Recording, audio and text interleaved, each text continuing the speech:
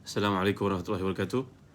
Innal hamdalillah nahmaduhu wa nasta'inuhu wa nastahdihi wa nastaghfiruh wa natubu ilaihi wa natawakkalu alaihi wa na'udzu billahi min shururi anfusina wa sayyiati a'malina may yahdihillahu fala mudilla lahu wa may yudlil fala hadiya lahu. Allahumma salli wa sallim wa barik ala Muhammad wa ala ali Muhammad kama sallaita wa sallamta wa barakta ala Ibrahim wa ala ali Ibrahim fil alamin innaka Hamidum Majid. Amma ba'd. Alhamdulillah tuan-tuan ini menunjukkan sekalian Free Romeo. Ya, dan semua yang hadir pada malam ini, Siti Marwadi, jangan lupa tolong share video ni kepada teman-teman yang lain.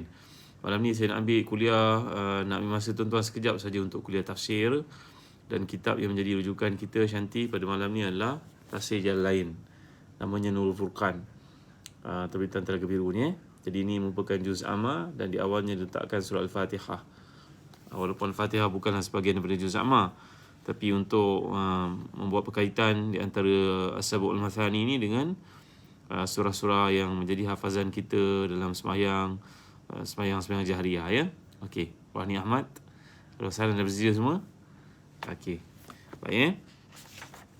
Beberapa hari yang lepas kita telah bincangkan sampai kepada ayat yang keempat, ya, dan masuk ayat yang kelima daripada surah Al-Fatihah. Jadi saya bacakan tuan-tuan, ya. Berkata pengarang, moga Allah SWT memberikan rahmat yang banyak kepadanya dan kepada kita yang membaca kitab ini, moga-moga turut mendapat pedoman, bimbingan. Qal musannifur rahimahullah wa nafa'na bi ulumi fid dharain, amin. Baik, ayat yang kelima. A'udzubillahi minasyaitonir rajim. Iyyaka na'budu wa iyyaka nasta'in. Engkaulah kami sembah dan hanya engkaulah kami minta pertolongan.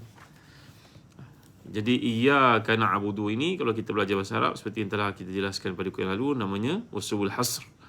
Maknanya satu bentuk hanya engkau yang kami sembah. Maksudnya, ya Allah, kami mengkhususkan segala pengabdian dan ibadah kami kepada seperti tauhid dan lain-lain hanya untukmu semata-mata.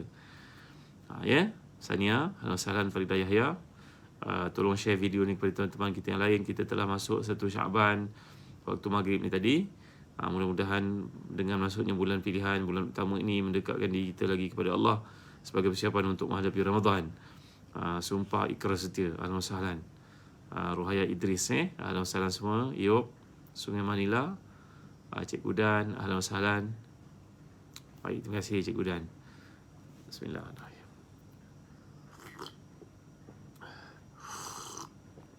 Sobi Mir, Puan Kamisa, Faiza Khanum, alhamdulillah semua, Megat Ishraq. Tolong share video ni kepada teman-teman yang lain. Moga kita dapat pahala mudah pada malam ni kerana menganjurkan kebaikan kepada mereka, ya. Jadi yang dimaksudkan kat sini, hanya kepadamu lah ya Allah kami menyembah dan hanya kepadamu lah kami minta pertolongan. Tiada tempat lain selain daripada Allah Subhanahu Wa Taala. Ya, dalam kehidupan ni cari pekerjaan minta kepada Allah. Kemudian usaha dengan manusia. Bila mengalami penyakit, minta kepada Allah. Kemudian jumpa dengan doktor. Bila kita nak berkahwin, nak pilih pasangan, minta dengan Allah. Kemudian tanyalah orang keliling kita. Kalau kita nak berniaga, mintalah tolong kepada Allah, panduan. Kemudian usahalah dengan mengikut sifir yang manusia ajar dalam perniagaan. Masing-masing orang boleh berjaya, insya-Allah. Haji Hafizah, Okay, baik. Jadi maksudnya mohon pertolongan hanya kepada Allah Subhanahu Wa Taala. Kemudian masuk kepada ayat Ihdinas siratal mustaqim. Tunjukkan kami jalan yang lurus. Jadi ihdina ni berarti tunjukkan, pimpinlah kami, tunjuklah kami kepada jalan yang lurus. Jadi kalau kita belajar bahasa Arab, ini merupakan satu bentuk, ini adalah jumlah dipanggil talabiyah da'awiyah, iaitu kita minta kepada Allah, ihdinas siratal mustaqim. Ini merupakan doa. Jadi ihdina ni berarti tunjukkan kami jalan lurus. Kan ke sekarang ni kita sembahyang, kita puasa, kita berzakat, melakukan amal soleh, alhamdulillah. Tapi kenapa kita masih lagi minta jalan lurus? Ya. Jadi Nurila Zainal min Punggor, assalamualaikum. Nur Zaini Ibrahim, faham tak soalan saya? Kita dah berada alhamdulillah dalam Islam, sembahyang, kita puasa, kita menaikkan kewajipan, meninggalkan larangan. Mengapa kita masih lagi pohon kepada Allah ihdinas siratal mustaqim? Seolah-olah kita masih lagi belum mendapat petunjuk. Jadi membawa penjelasan kepada perkara semikian, tuan-tuan, kata para ulama tafsir, Jadi pertamanya kita sebut perkataan sirat. Sirat ini kalau kita belajar bahasa Arab berasal pada sarata. Sin, ra, ta. Sin ya, bukan sad. Ya, asal dia. Tapi oleh kerana di sini ada dipanggil ada tajanus di antara huruf ta dengan sa. Jadi sa lebih, maka berlakulah iqlab di situ. Huruf daripada huruf sin bertukar menjadi huruf sa, sad.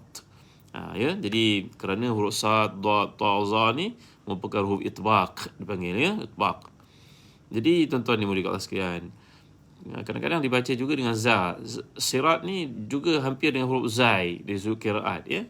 Maka ada di kalangan para ulama qura yang baca sebagai ziratal mustaqim. Ihdinas ziratal mustaqim. Bukan si. Jadi sad tu dekat makhrajnya dengan sifat dengan huruf zai. Ini merupakan qiraat Qunbul sebagai contohnya, Ibn Kathir. Jadi ada yang baca sedemikian. Jadi kita qiraat masyhurah baca sad lah. Ihdinas ziratal mustaqim. Jadi hidayah ni yang kita selalu pohon kepada Allah dalam sembahyang 5 waktu. Setiap rakaat kita ulang perkara ni ya. Mardia, Suzi ya. Kita ulang perkataan ihdinas siratal mustaqim. Jadi perkataan hidayah ni merujuk kepada irsyad dan juga bayan. Irsyad dan juga bayan. Jadi kita perhatikan apa maksud kat sini ihdinas siratal mustaqim. Ya Allah, tunjukkan kami jalan lurus. Jadi maksudnya kat sini, kata Imam Ibn Ajibah dalam tafsirnya, dalam tafsir Al-Fatihatul Kabir, beliau berkata bahawa as-sirat mustaqim huwa tariq as-sayr min syariah ila tariqah. Ini merupakan satu jalan yang ditunjukkan oleh Allah SWT dari sudut syariat kepada tarikat. Daripada tarikat menuju kepada hakikat. Kemudian peningkatan amal salih kita di sisi Allah SWT. Jadi maksud kat sini perkataan ihdinas siratal mustaqim ni secara ringkasnya, sabbitna ala ma huwa hasilun wa arsyidna ila ma laysa bihasil. Jadi dalam hidup ini kita dah berada dalam kebaikan, alhamdulillah, kita syukur pada Allah SWT dalam amal salih yang kita lakukan. Namun demikian, masih ada lagi perkara yang belum dapat kita lakukan. Nanti kita akan lihat ya, terakhir siratal ladzina an'amta alaihim ghairil maghdubi alaihim waladdallin. Jadi kat sini ada makam para mukminin di sisi Allah SWT. Mereka ni merupakan siddiqin, merupakan syuhada, merupakan salihin. Jadi dalam amalan yang kita lakukan, kita mohon kepada Allah supaya ada peningkatan kat situ. Jadi ihdinas siratal mustaqim, walaupun kita sudah berada dalam hidayah dengan amal salih yang dapat kita lakukan pada hari ini, alhamdulillah kita bersyukur kepada Allah SWT. Namun kita masih lagi memohon kepada Allah supaya istiqamah, supaya Allah ilhamkan kepada kita jalan-jalan melakukan ketaatan dalam bentuk-bentuk yang lain. Sebagai contohnya, seseorang daripada kita sudah biasa sembahyang pada awal waktu, alhamdulillah. Kemudian satu hari dia pergi berkawan dengan seorang teman, lihat teman dia bersembahyang zuhur 2 rakaat. Kemudian tambah lagi 2 rakaat sebelum zuhur. Kemudian lepas zuhur, dia tunggu kawan ni sembahyang 2 rakaat, tambah lagi 2 rakaat. Jadi nampaknya walaupun sahabat ni sembahyang pada awal waktu berjemaah, tapi dia masih ada kekurangan di sudut amal nafilahnya. Jadi bila dia melihat temannya itu sembahyang sunat, qabliyah, ba'diyah ditambah, maka dia pun menambah nilainya. Maka kat situ berlaku apa yang disebut sebagai izdiyad. Maknanya bertambah. Jadi kita mohon kepada Allah kat sini, kata para ulama contohnya Ibn Ajibah, sabitna ala ma huwa hasil wa arsyidna ila ma laysa bihasil. Berarti ya Allah ya Tuhan, kami alhamdulillah kami bersyukur padamu di atas nikmat iman dan Islam yang kau berikan kepada kami pada hari ini. Kami dapat melakukan ketaatan. Namun demikian, kita masih lagi belum dapat melakukan banyak lagi amal salih yang lain yang kami dahagakan daripada bimbingan, panduan, petunjuk. Berilah kami peluang untuk peningkatan amal salih kami. Tahun lepas kita tak sempat nak puasa dalam bulan Rajab sebagai contohnya, hari pilihan, hari putih, hari hitam kan, Isnin, Khamis. Tapi tahun ni alhamdulillah ada peningkatan, syukur. Kemudian tambah pula bulan Syaban, puasa pada kebanyakan hari, maka ada peningkatan kat situ. Itu sebab kita pohon kepada Allah kat sini, ihdinas siratal mustaqim, yang berarti supaya bertambah nilai pahala dan juga amal saleh kita, berbakti kita kepada Allah di masa ke semasa. Walaupun kita dah berada dalam hidayah pada ini, tapi kita tidak berpuas hati dengan apa yang ada, kita mengharap ada penambahan, ada peningkatan kat situ. Ya, ahlan wa sahlan wa azina Osman. Mak Faisal Angah. Halo salam semua, Pak Long Dok, Faham Jadi inilah yang dimaksudkan dengan doa kita sepanjang hari menyebut perkataan ihdinas siratal mustaqim. Walaupun kita sudah mendapat petunjuk, kita syukur kepada Allah atas nikmat itu, namun kita masih lagi mengharapkan adanya peningkatan dari sudut-sudut yang lain yang masih kita ada kekurangan. Itu maksudnya ihdinas siratal mustaqim. Jadi hidayah ni pun ada banyak bentuk. Tuan-tuan ni boleh kat Allah sekalian. Jadi seperti kata Imam Al-Baydawi dalam tafsirnya, yang maksudnya kalau menyebut tentang bentuk-bentuk hidayah ni, yang pertama sekali ifadatul quwa allati biha yatamakkan al-mar'u min ihtida' ila masalihihi, kalau quwwatul aqliyah wal hawasul batinah wal masyair zahirah. Jadi adanya satu kekuatan untuk melakukan kebaikan. Yang kedua, nasbud dalail fariqa bainal haqqi wal batil was salahi wal fasad. Jadi ada pula peningkatan dari sudut hidayah ini, iaitu mempunyai dalil, mempunyai kekuatan untuk membezakan di antara perkara hak dan juga batil. Kemudian ada bentuk hidayah juga, hidayah bi risali rusul wa inzalil kutub wa iyaha ana biqawli wa ja'alnahum a'immatan yahduna bi amrina lamma sabaru.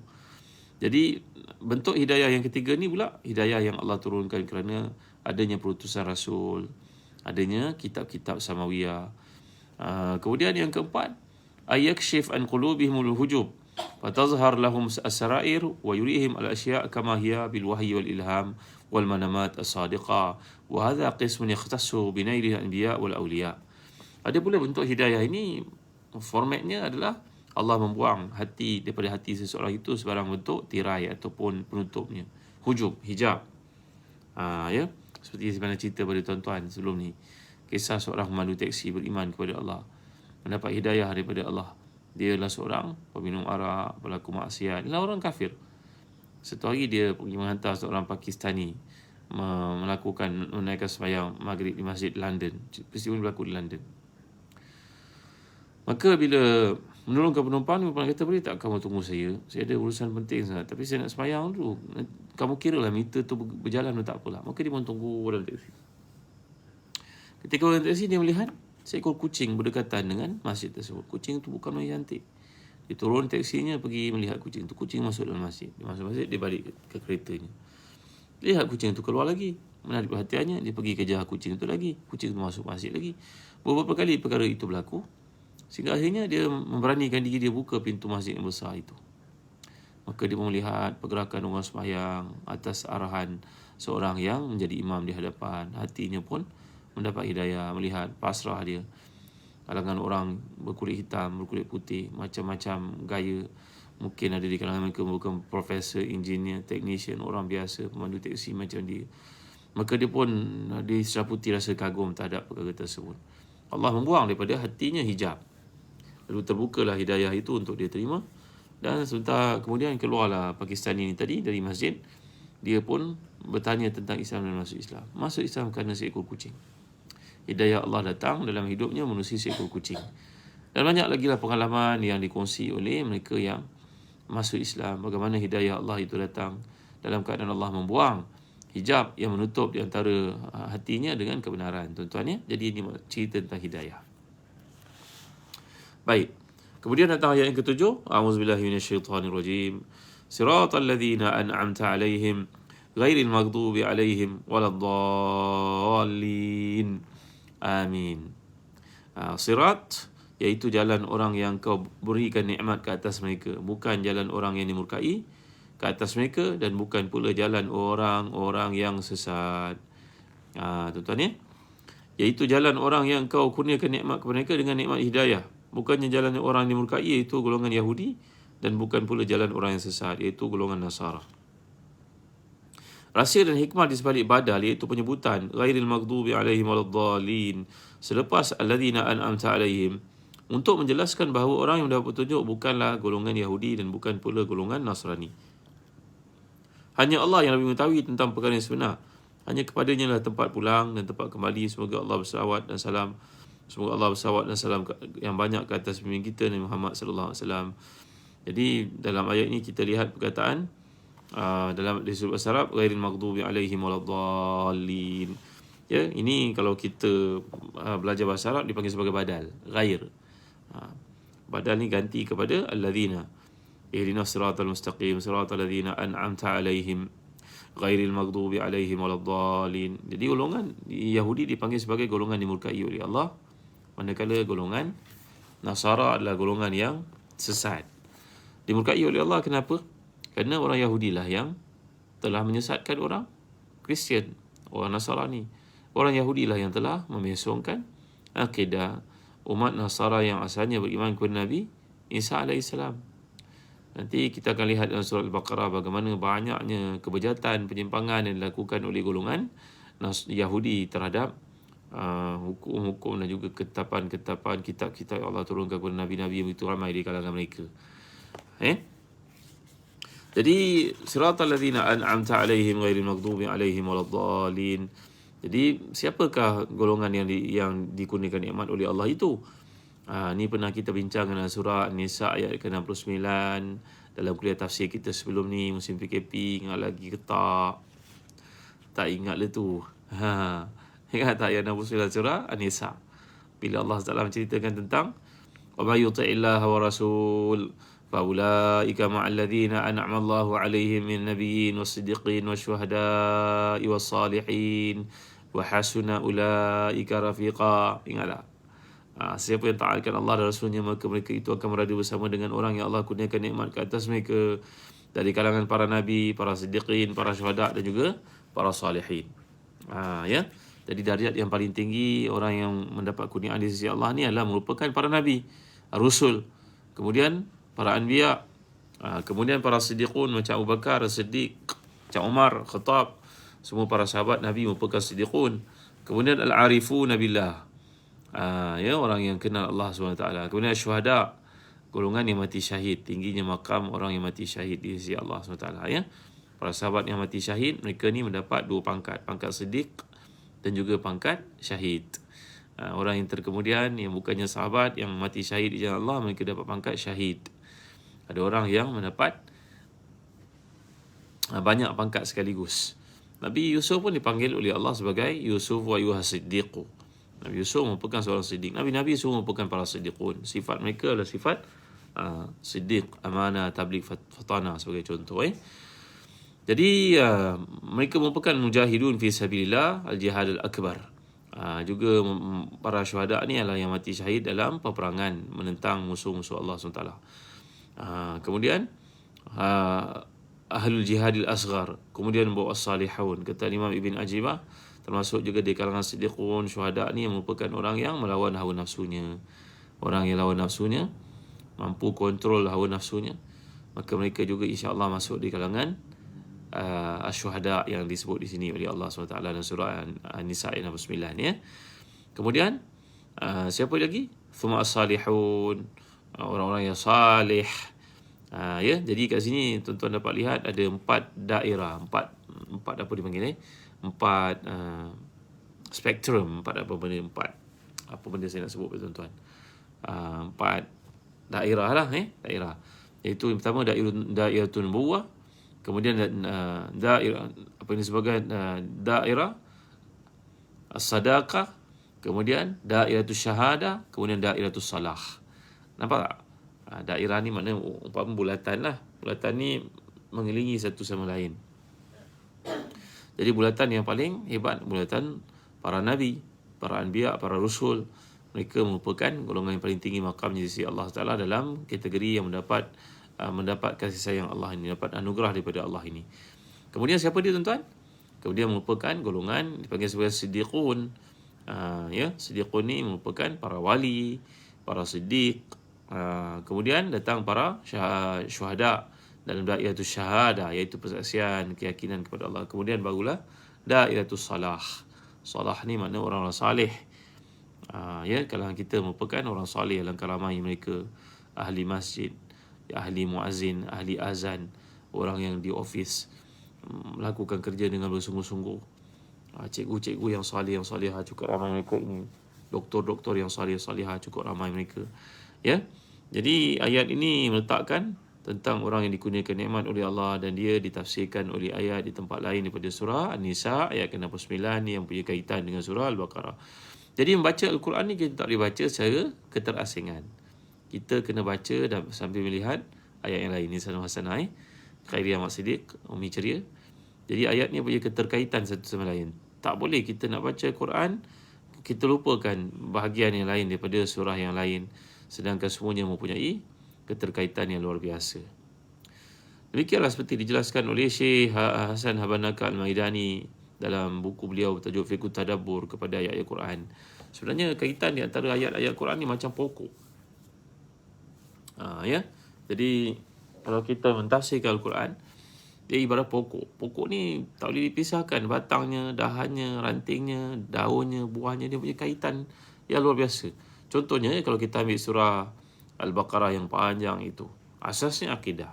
Kemudian cerita tentang nubuah, kemudian cerita tentang kekeluargaan. Kekeluargaan adalah satu part daripada ibadah. Tapi ibadah juga merupakan satu asas daripada akidah. Jadi, dia mempunyai keterkaitan yang tak boleh dipisahkan satu sama lain.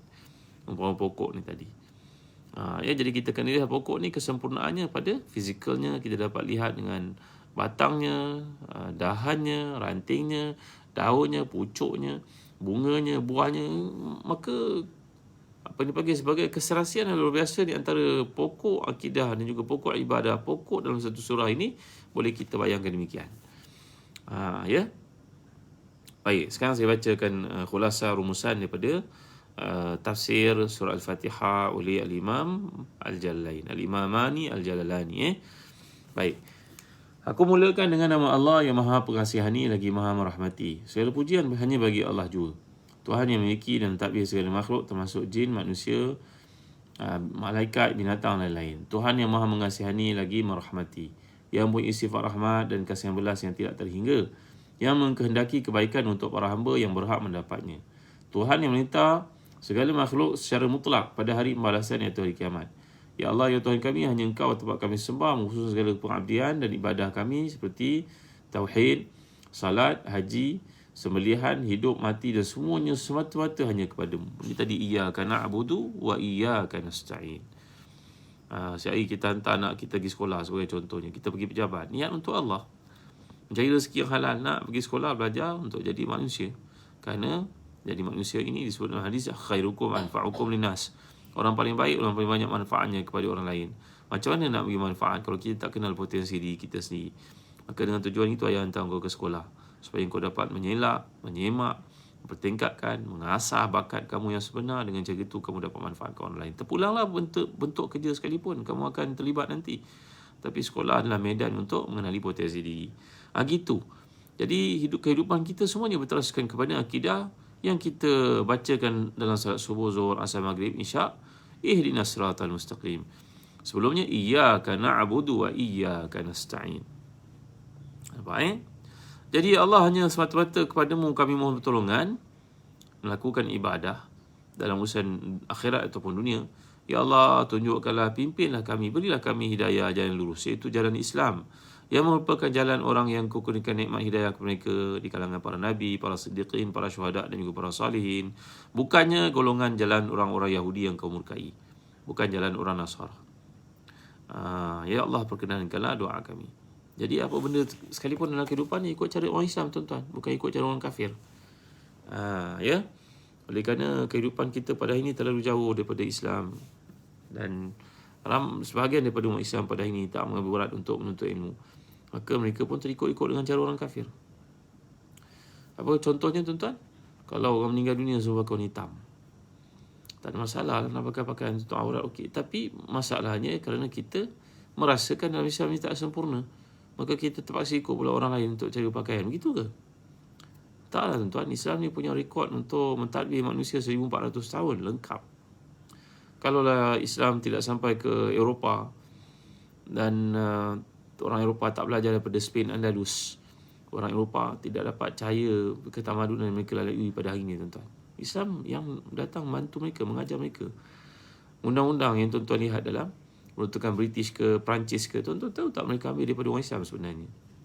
Ketika umat Islam berkuasa di Andalus, Spain, mereka telah pun mengarang buku. Begitu juga pada zaman kerajaan Islam Osmaniyah. Mereka ada majalah Al-Ahkam Al-Adliyah yang merupakan himpunan gazet, fatwa, pendapat para ulama fuqaha yang menjadi asas pentadbiran kerajaan Islam Osmaniyah sebagai contohnya. Maka itu yang dicedok oleh orang kafir. Itu sebab kita melihat banyak persamaan di antara apa yang ditetapkan itu dengan ketetapan Islam. Cuma dipindah pada beberapa bab yang rasa tak sari dengan hawa nafsu mereka. Untuk pengetahuan tuan-tuan. Tapi oleh kerana kita pada hari ini jauh daripada hidayah Islam, maka kita mula mencedok, mengambil, menyangkakan yang ada pada orang kafir itu lebih baik daripada apa yang disediakan dalam Islam. Ini yang malang tuan-tuan. La ilaha illallah Muhammadur Rasulullah, masya-Allah tabaraka wa taala. Cara berpakaian, cara menguruskan jenazah dipengaruhi banyak perkara. Hanyalah kerana kita sudah pun jauh daripada Islam dan tidak mengkaji tentang Islam, maka kita merasakan ada yang apa yang terdapat dalam masyarakat bukan Islam itu yang tepat untuk diikuti. Salah tuan-tuan. Kita kan belajar sebenarnya. Tak ada salah pun nak pergi orang meninggal dunia pakai baju hijau macam ni. Apa salah dengan warna hitam pula? Siapa mengajar kita kena pakai warna hitam? Ada orang kata tak apalah ustaz, dah jadi dress code yang tidak pandu pada Islam ni, buat apa kita buat tuan-tuan. Itu perkaranya. Ya, jadi perkara ni yang kita kena sedar, kena baiki, kena betulkan. Sampai ada soalan ditanya pada orang alim pada satu hari tuan-tuan yang boleh sekalian. Apakah hukum kalau kita mengkebumikan jenazah semati di taman-taman peringatan? Dah sampai ke tahap macam tu. Kerana melihat zahir taman peringatan yang ada di mana-mana tempat untuk orang mati bukan Islam itu cantik, dengan sungainya, dengan apanya, dengan persiapannya, dengan tanahnya yang cantik, subur, pokok-pokok ini tanam. Maka dah ada semangat ataupun sikap berfikir seperti itu di kalangan orang Islam yang jahil untuk mengkebumikan jenazah kaum keluarga terdekat di kawasan tersebut. Alangkah malangnya tuan-tuan. La ilaha illallah, masya-Allah tabaraka wa taala. Allahu akbar. Sebab antara doa Nabi kita SAW, Allahumma inni as'alukal huda wat tuqa wal afaf wal ghina. Allahumma inni as'alukal huda wat tuqa wal afaf wal ghina. Ya Allah, aku mohon kepadamu hidayah. Aku mohon kepadamu ketakwaan. Aku mohon kepadamu kesucian diri, dan aku mohon kepadamu kekayaan. Minta kepada Allah hidayah. Samping ayat yang kita baca pada surah Al-Fatihah ayat ke-6 ni tunjukkan kami jalan lurus, yang berarti kita dah berada dalam akidah yang benar, alhamdulillah. Cuma kita minta kesinambungan, keserasian itu berlaku dalam bab-bab yang masih kita jahil, yang masih kita kurang di masa ke semasa. Ya, jadi di hujung ayat ni Allah mengajar kita ihdinas siratal mustaqim, siratal ladzina an'amta 'alaihim ghairil maghdubi 'alaihim waladdallin. Ya Allah, janganlah engkau biarkan kami ikut jalan golongan yang engkau murkai dan bukan pula jalan orang yang sesat. Dan satu hadis yang lain Nabi telah bersabda, hatta law dakhalu fi juhri dhabbin lattaba'tumuhum. Kalau orang Yahudi, orang Kristian masuk ke lubang biawak sekalipun kau akan ikut mereka. Maka para sahabat tanya, wahai Rasulullah, Yahudi atau Nasara itu ke? Nabi jawab, ya. Kalau bukan mereka, siapa lagi? Lihat pada hari ini bagai perkara kita mengikut cara berfikir, cara bertindak, cara berpakaian orang-orang bukan Islam. Kita merasakan mengikut Islam yang ketinggalan. La haula wala quwwata illa billahil aliyyil azim. La haula wala quwwata illa billahil aliyyil azim. Jadi dengan memahami surah Al-Fatihah ini, dia membuka kepada kita satu perhubungan yang jelas dengan Allah SWT sebagai tempat minta, tempat merayu, tempat membimbing. Iyyaka na'budu wa iyyaka nasta'in. Ya, akan kau yang kami sembah, akan kau yang kami minta pertolongan, wahai Tuhan. Mudah-mudahan Allah memberkati kita dengan kefahaman terhadap surah Al-Fatihah ini. InsyaAllah malam esok tak ada apa, kita sambung kitab hadis-hadis hukum pula. Jadi bagi tuan yang mula-mula mengikuti kuliah ni, alhamdulillah dengan izin Allah, mudah-mudahan kita dapat teruskan kembali. Dan ada tuan-tuan dapati kuliah ni ada manfaat, tolong sokong kami di Zazan Travel pada hari nak travel mempayah ni tuan-tuan, untuk dapatkan habatus sauda jenama birkah. Ini saya tunjuk pada tuan-tuan kami telah proses dan bentuk sedemikian mudah untuk digunakan dan dibawa ke mana-mana. Alhamdulillah ramai yang telah menggunakan, dapati padanya ada kebaikan. Ibu yang menyusukan anak, orang yang tidak lawas kencing sebagai contohnya, ya, orang yang rambutnya gugur. Ada banyak contoh yang dikemukakan di testimoni yang kita terima. Alhamdulillah dapatkan habatus sauda jenama birkah dari Zazan Travel. Boleh order pada Zazan Travel, kami hantar ke rumah. Bismillahirrahmanirrahim.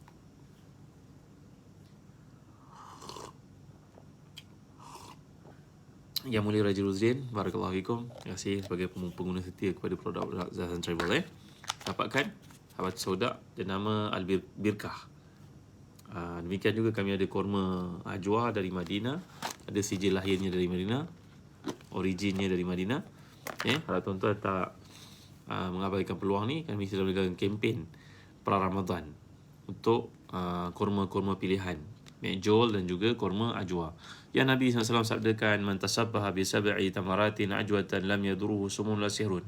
Siapa yang makan kurma ajwa setiap pagi 7 biji, Allah akan selamatkan dia daripada racun dan juga sihir. Alangkah banyaknya racun yang kita termakan tak sengaja, tuan-tuan ni. Tengok ni, dalamnya gebu, segar. Cantik, enak, menyelerakan. Dapatkan daripada Zazan Travel, tuan-tuan. Alhamdulillah, ini stok baru kami. Mudah-mudahan tuan-tuan dapat jadikan dia untuk buka puasa, untuk sahur, untuk hadiahkan kepada adik-beradik. Tuan-tuan boleh order dan klik di link yang telah saya beri semalam. Hari ini saya bagi lagi, insyaAllah. Birkah, nama Birkah, BIRKAH, Birkah, berarti keberkatan. Ni Birkah. Baik, ini korma BIRKA, maafkan saya. Birkah, keberkatan, insyaAllah. Jadi dapatkan daripada Zazan Travel korma pilihan. Nanti bagi tuan-tuan yang minat untuk jadi ejen, untuk dapat dropship, untuk dapat commission, tuan-tuan boleh join Zahazan On Pay.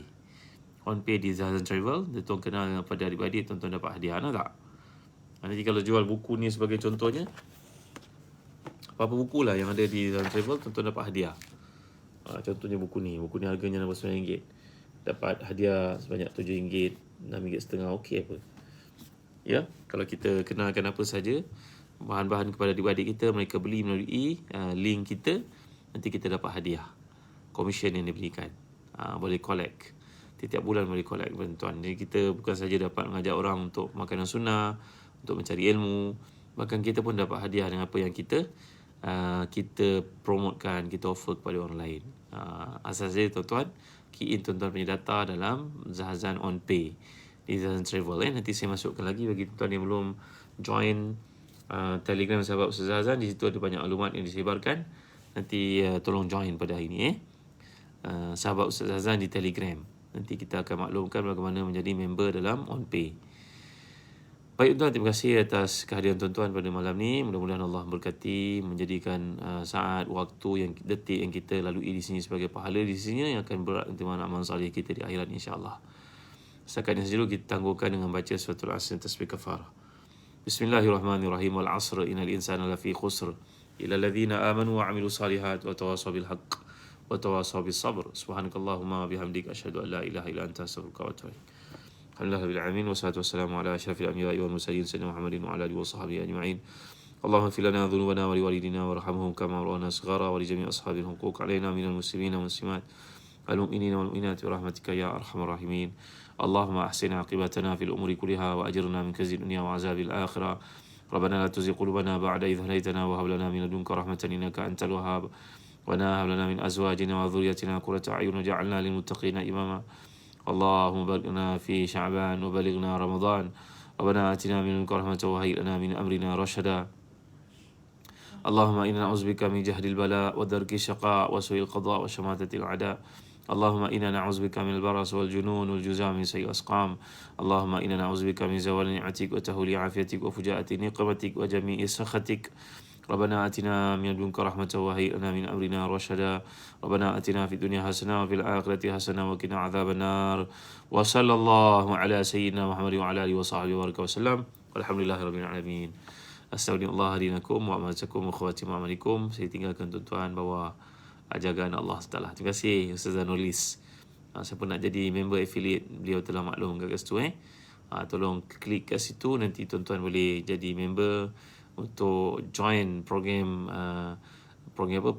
mempromosikan korma, birkah, buku-buku dan sebagainya pada teman dan rakan kita. Bagi yang belum masuk Telegram sahabat Ustaz Zahazan, saya amatlah menggalakkan tuan-tuan masuk kat situ. Doa-doa yang kita pelajari semuanya ada dimuatkan di situ, nota dan juga kuliah-kuliah yang kita sampaikan. Sekian, terima kasih. Jumpa lagi. Assalamualaikum warahmatullahi wabarakatuh. Terima kasih Nurizan, terima kasih Gi Kalok. Lama tak nampak lah. Rabi'ah binti Sulaiman, Fendi, terima kasih semua. Siti Marwani, barakallahu fikum. Isna, Iza, terima kasih kenang daku dan doamu.